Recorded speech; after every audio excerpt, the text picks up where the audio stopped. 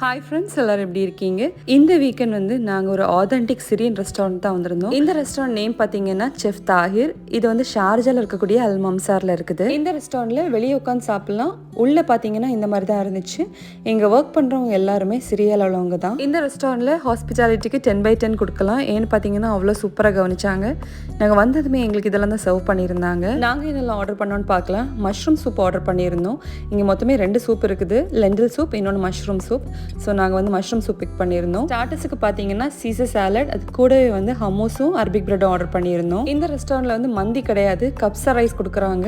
So வந்து லேம் கப்சா ரைஸும் chicken கப்சா ரைஸும் ஆர்டர் பண்ணியிருந்தோம். நாங்கள் ஆர்டர் பண்ணியிருந்த எல்லா ஃபுட்டுமே ரொம்ப சூப்பராக இருந்துச்சு.